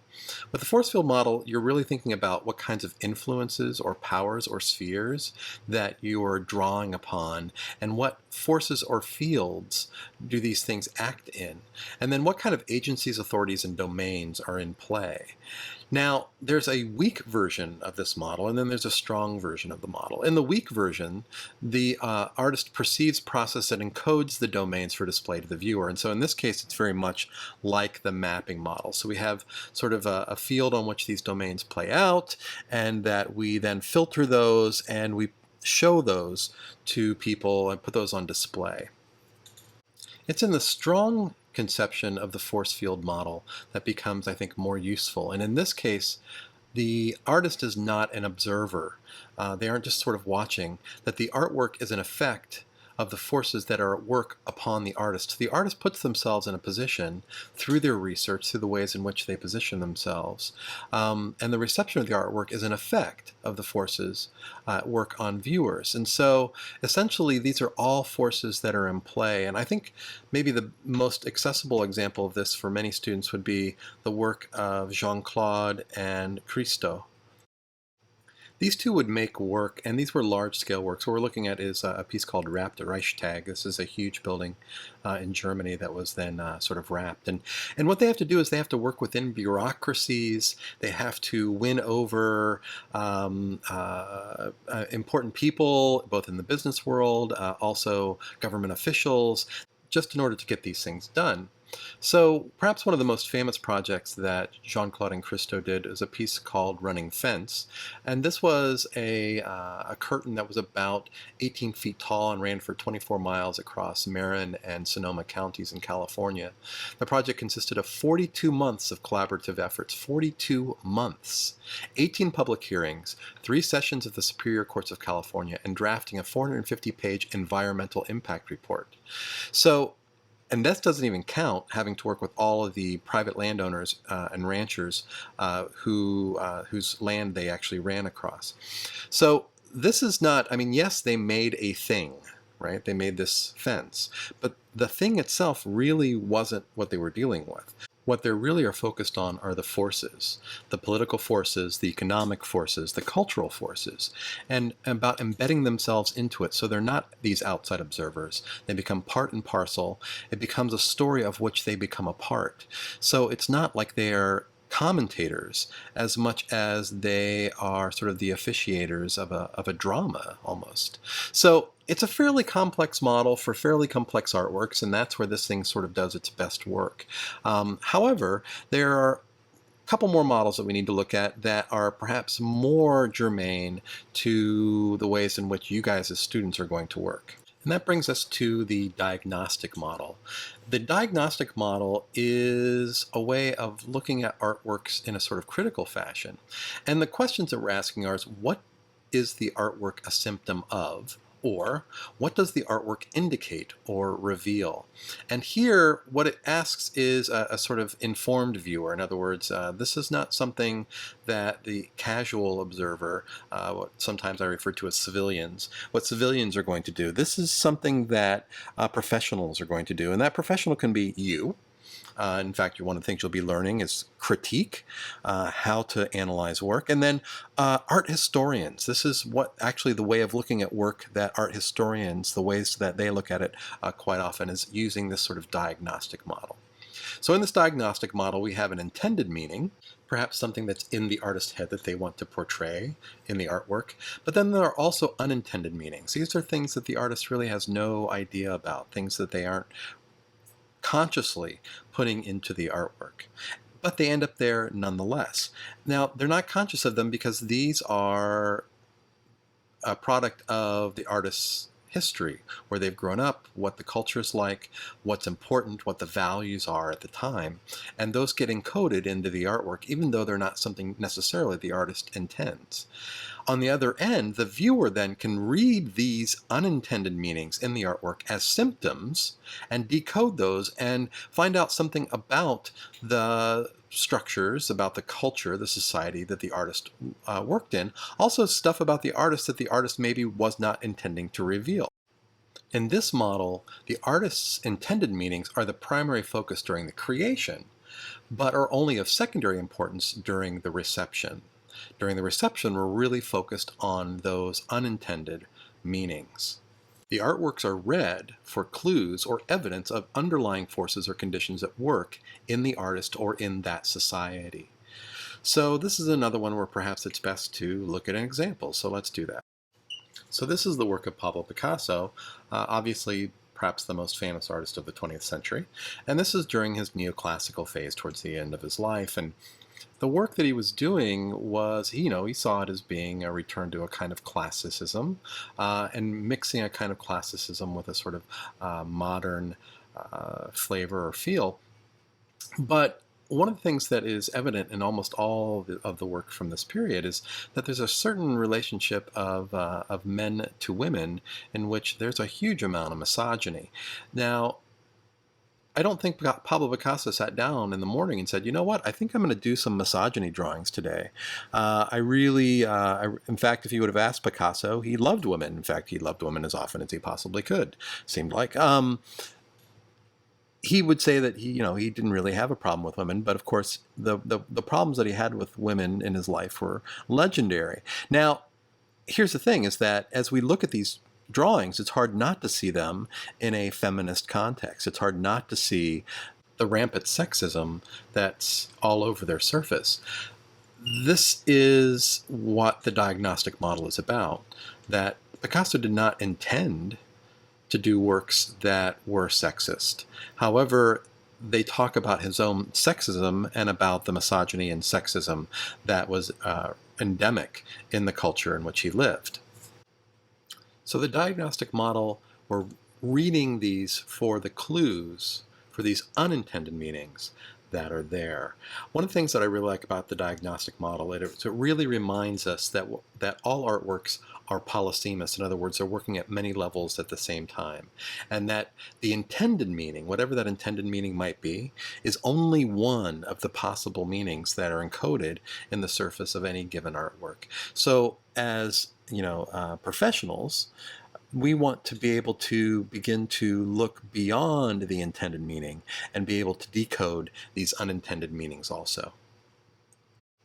So we have arrived now at the last of the models that we're going to look at for the ways in which artworks work. And this model is called the pointing model. And this model represents the fundamental function of all artworks, and that is to redirect the attention of viewers. That's it, simply to get us to look at something. It is not so concerned with communication per se. Rather, it is an attempt to replicate the artist's experience, curiosity, or enthusiasm in the viewer.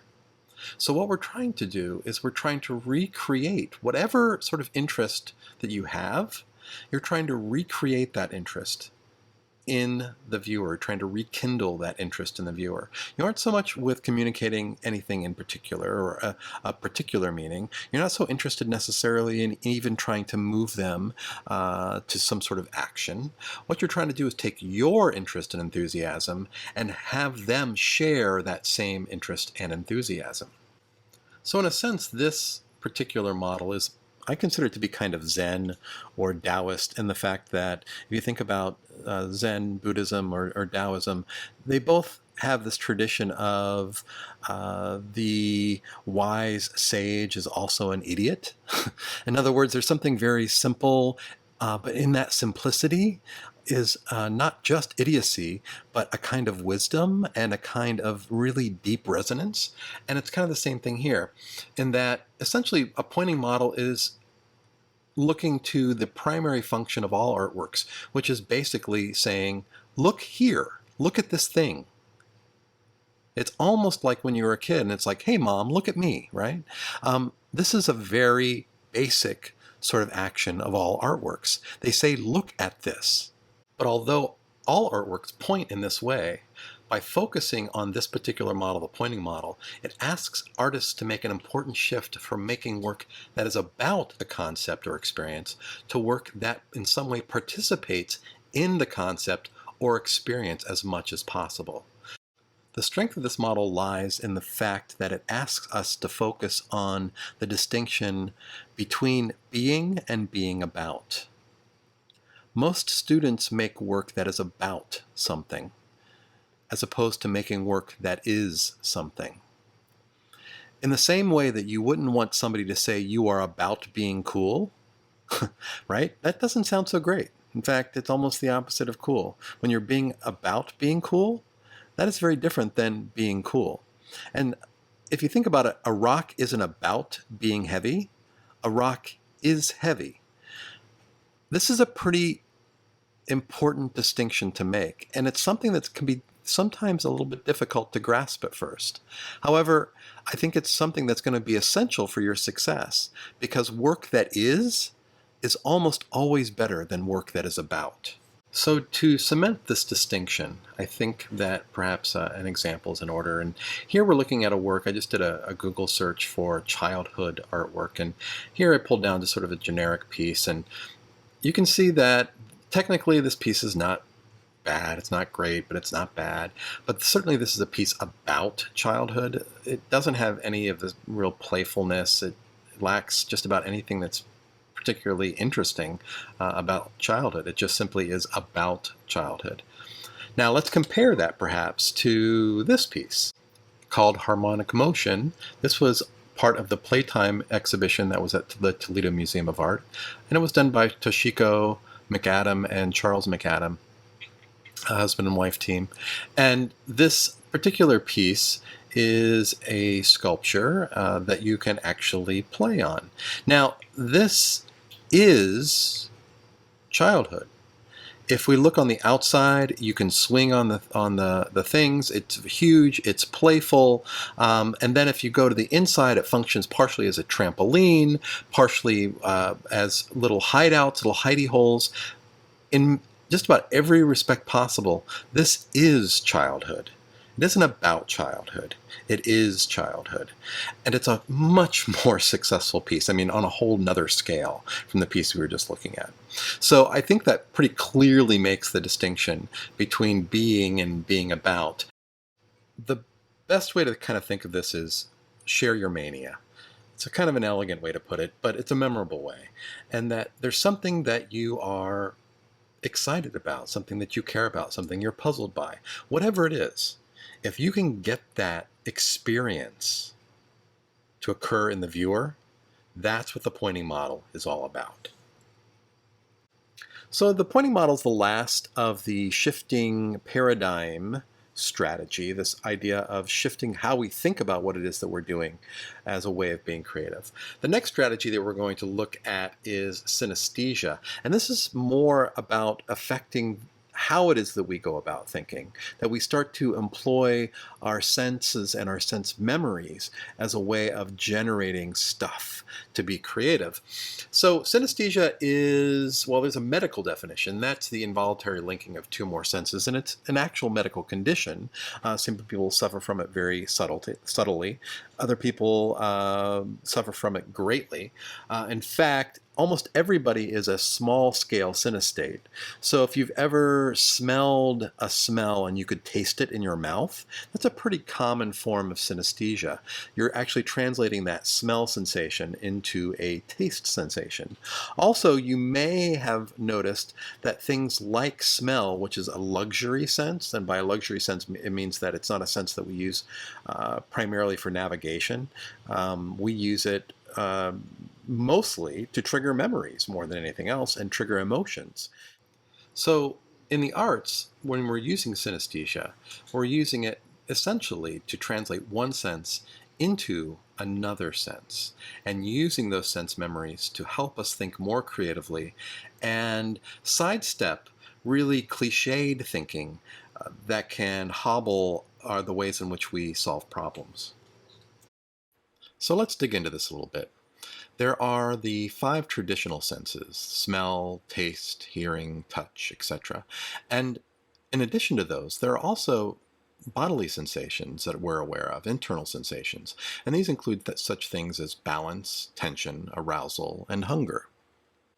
By becoming more consciously aware of our physical responses and tapping into these sense memories that they provide to us, this gives us important resources that we can draw upon when we're trying to generate creative solutions to visual problems that are less prone to be based on cliche symbols.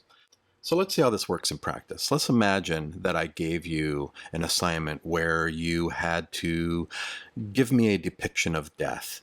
Now, I wouldn't do this because I know that this would be a really hard problem for beginning students, and that you would easily begin to sort of draw upon cliche symbolism in order to deal with it. But let's just say that I did it anyway. What I would expect to see would be things like the color black. That's a cliche that we see quite often. We also might see a skull, which we see in this one, or the Grim Reaper, or skeleton, or a coffin, or a black rose. These are all symbolic cliche ways of trying to depict death. There are really two problems with cliche.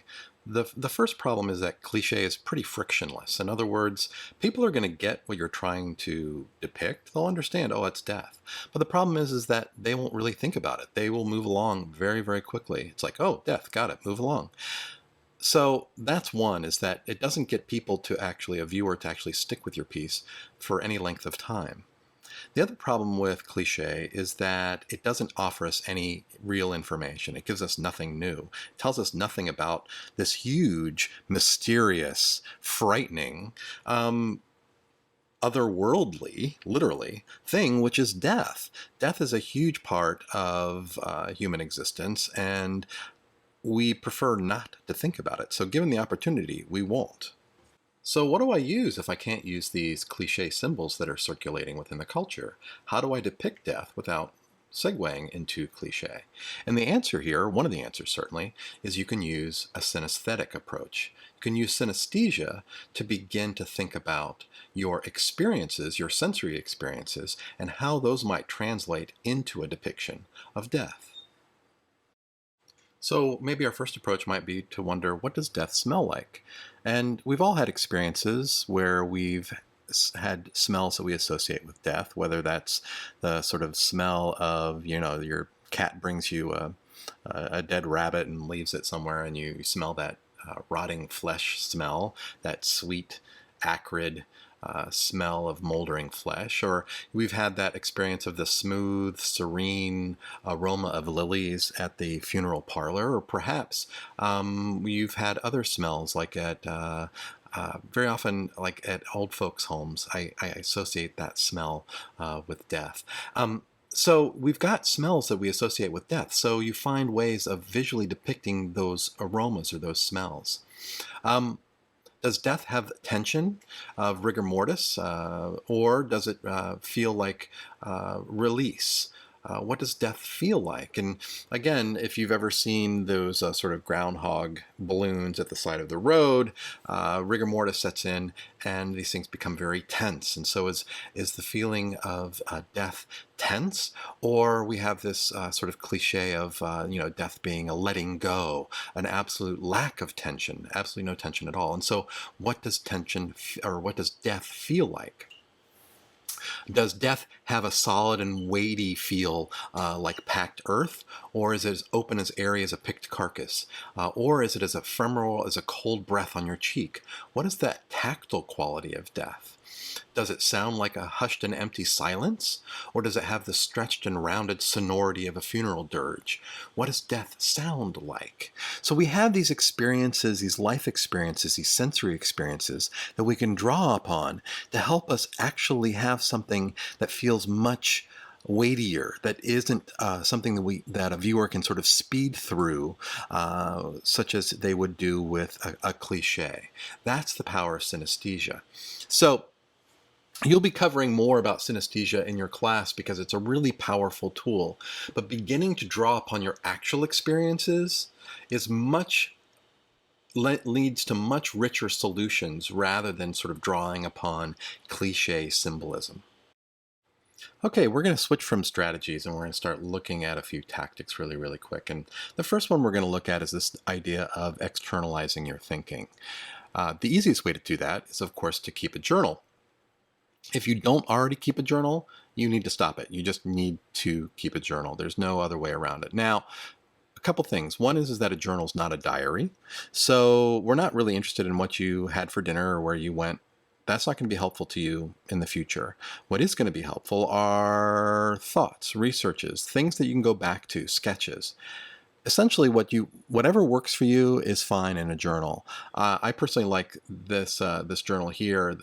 It's crazy, right? Our thoughts are kind of messy, and so it's okay for your journal to be kind of messy. It doesn't have to be a huge, ungodly mess, but it doesn't have to be this neatly structured thing either. Also, the question is, do you keep an actual journal, or do you keep an e-journal? Do you keep it in one of these sort of journaling apps?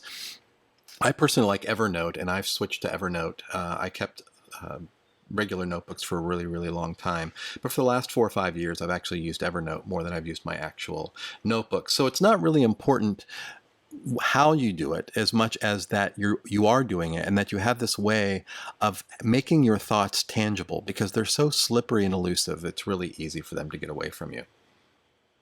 So once you have a journal, you need something to put in it, and that brings us to our next tactic, which is research. Whenever you're working on a project, you want to really research that, get a sense of where you are, what the territory is that you're dealing with. And you don't have to reinvent the wheel. People have done stuff before, and you can draw upon that to help you come up with interesting solutions. A couple of things about research. We don't have time to really go into this in depth, but I just want to leave you with a couple thoughts. First of all, a Google search is the beginning of a research. It's not the end of your research.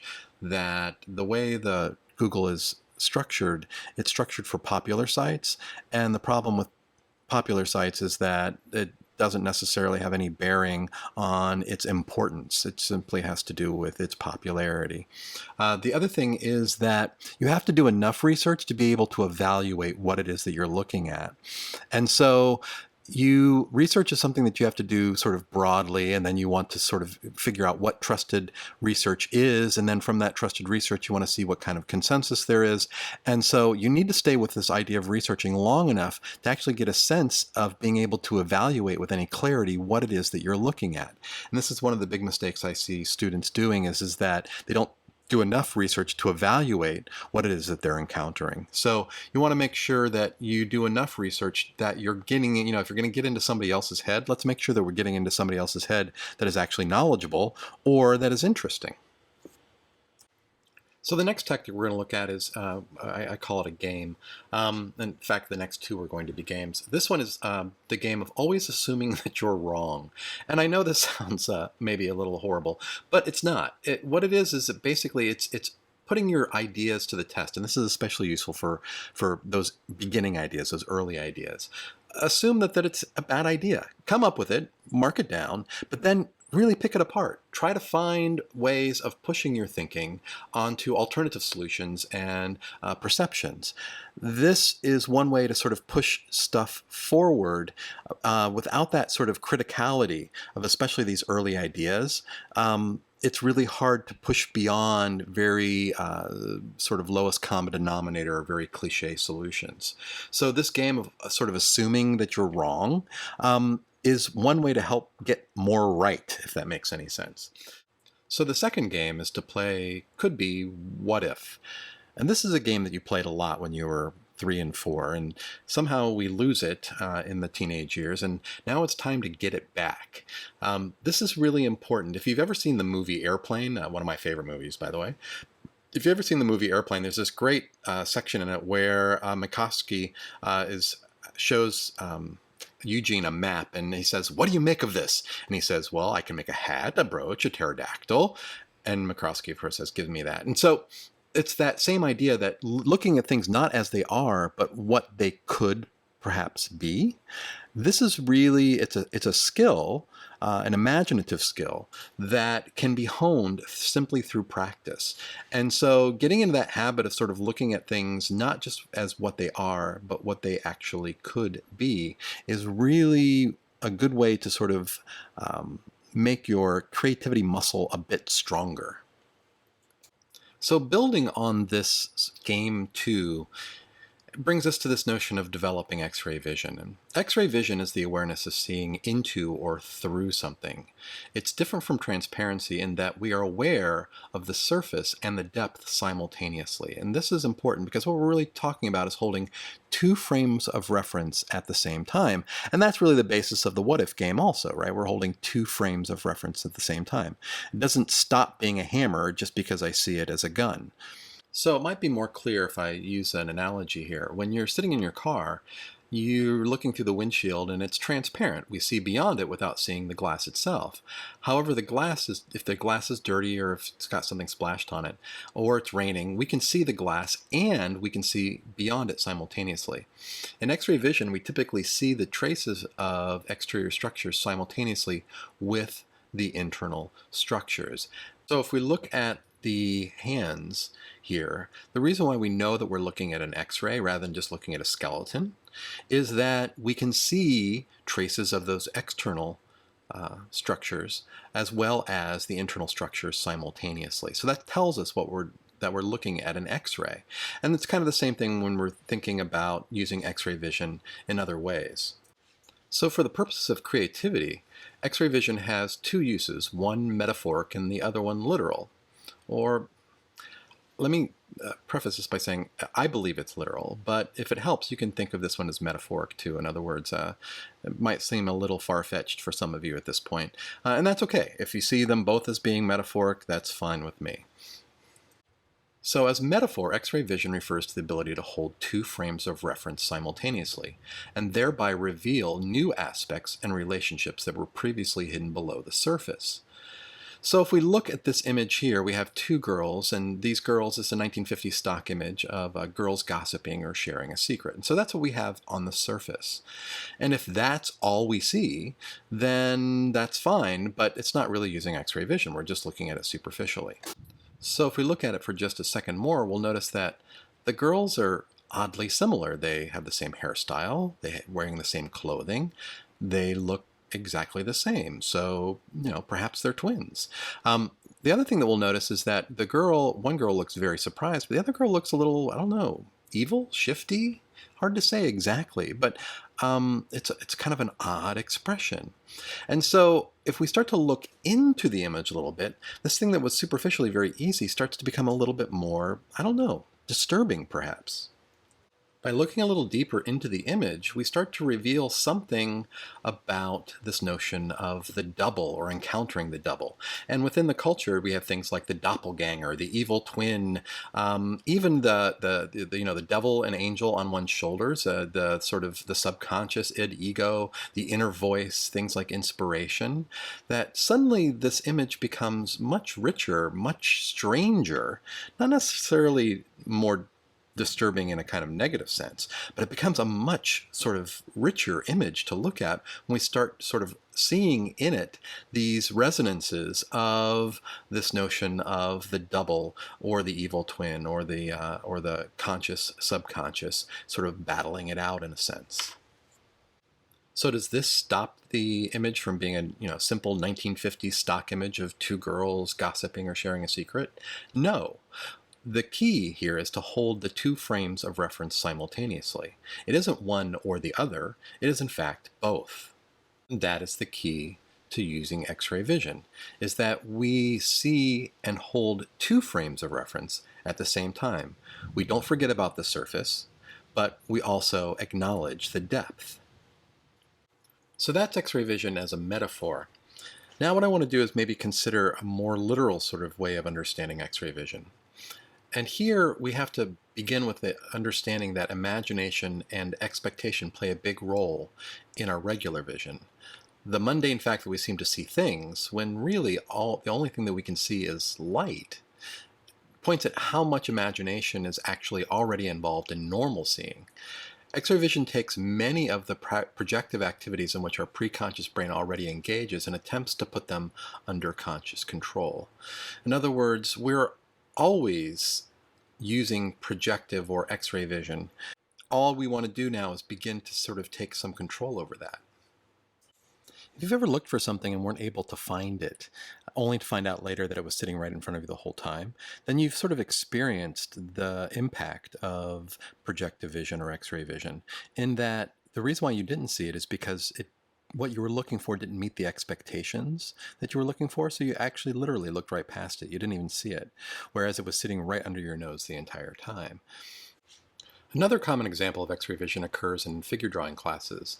Typically, students learn about anatomy, especially bones and major muscle groups and insertions, how the muscles connect to the bones. And students use those surface clues on the model, such as these bony landmarks, to trigger projections of what's going on inside the body. And then they use these projections of the knowledge of what's going on inside the body to help them draw what they see more accurately. And so you're actually seeing through the surface of the body, seeing the underlying structures inside of there, and those help you to draw the body more accurately. You can always tell students that aren't doing this because they get things wrong, and the models themselves look really flaccid and sort of boneless. They don't have any structures on the inside. There are other examples of X-ray vision that we can counter, and I'll just list them here, and if you're interested, you can do more research on your own, because this has already gone on for quite a while. But examples will include Rorschach tests. That's a prime example of projective vision or X-ray vision. Kuleshov effects in film, constellations, the ways in which they see animals, people in the constellations, and of course, this notion of undressing with the eyes, that if you stare at something long enough, you can begin to almost see through that surface. Now, it's easy to make the point that perhaps this isn't real, that the X-ray vision we're talking about here is figurative, it's not literal. And, that's a point well taken, but real or not, X-ray vision is a really useful creativity tactic, and that's what's important to keep in mind. Not really getting hung up on whether it's real or figurative. But I will leave you with one thought that sort of bolsters my point, or my distinction that it is literal, and that is, I'm not sure I know what real is anymore. And by that I mean, are your dreams real? And I would say that, well, they are imaginative in that they're in your head. However, they are measurable. In other words, I can use a PET scan or an EKG, and I can see when you're dreaming, and therefore they're real. This notion of what is real and what is not real is a pretty complex one, and we're certainly not going to solve it right now. The point I'm trying to make here is that maybe just to open your mind a little bit to the fact that these techniques, these mental habits, these behaviors, these strategies, these tactics, if you begin to employ them, they can all really bolster your creativity and help you find creative solutions to the problems that you will encounter in your art classes, but also in the rest of your life. So go out there, be creative, and thanks for listening.